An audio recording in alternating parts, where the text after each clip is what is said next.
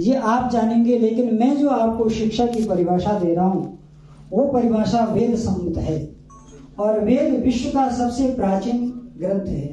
Rigveda is the oldest book in the world library. विश्व के संग्रहालय में अगर सबसे कोई प्राचीन साहित्य है तो वो वेद है, और उसमें भी ऋग्वेद है। तो ऋग्वेद में शिक्षा की परिभाषा देते हुए कहा है कि एजुकेशन क्या है, शिक्षा क्या है।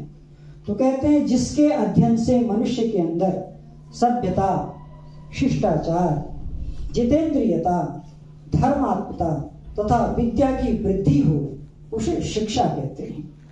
और ये शिक्षा का अवसर संसार के अंदर केवल मनुष्य को प्राप्त है। ये यूनिवर्सिटियां, ये विश्वविद्यालय किसी जानवर के लिए नहीं बनी है। कोई कुत्ता, गाय और भैंस आकर के इनमें शिक्षा नहीं लेता है, क्योंकि उनके पास इसका कोई ऑप्शन नहीं है, वो इसको ग्रहण ही नहीं कर सकते। ये ग्रहण करने का अधिकार केवल मानव मात्र को है।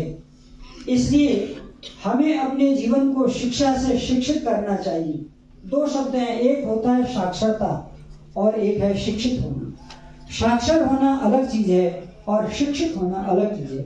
साक्षर का मतलब होता है कुछ भाषाओं का ज्ञान कर लेना, उन भाषाओं के आधार पर कुछ जीवन में उपलब्धि कर लेना।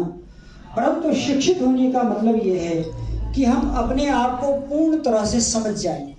वर्तमान में जो शिक्षा पद्धतियां हमारे देश में चल रही हैं उसमें शारीरिक संरचना के बारे में बहुत कुछ बताया जाता है, ग्रॉस बॉडी के बारे में बहुत कुछ बताया जाता है। शरीर क्या है, लीवर क्या है, किडनी क्या है, फेफड़े क्या हैं, स्नायु तंत्र क्या है, इन विषयों पर बहुत डीप अध्ययन आज का वर्तमान साइंस करता है। लेकिन इसके अतिरिक्त हमारे पास एक मन है, हमारे पास एक बुद्धि है, अंतःकरण है, चित्त है, अहंकार है। ये जो सब्जेक्ट हैं ये आधुनिक विश्वविद्यालयों में नहीं पढ़ाए जाते हैं। और इसका कारण यह है कि मनुष्य केवल ईट ड्रिंक बी मैरी तक अपने जीवन को सीमित कर देता है। वास्तव में उसके जीवन का जो समग्र विकास है वो तब तक नहीं होता जब तक वह यह नहीं समझ लेता कि मन क्या चीज है, बुद्धि क्या चीज है। इन चीजों का समन्वय होना बहुत जरूरी है। हम ये जानना चाहते हैं कि इसमें से कितने विद्यार्थी ऐसे हैं जो मेरे प्रश्नों का सांकेतिक उत्तर देंगे, कितने विद्यार्थी ऐसे हैं जो नौकर बनना चाहते हैं, सर्वेंट बनना चाहते हैं। हाथ खड़ा करें।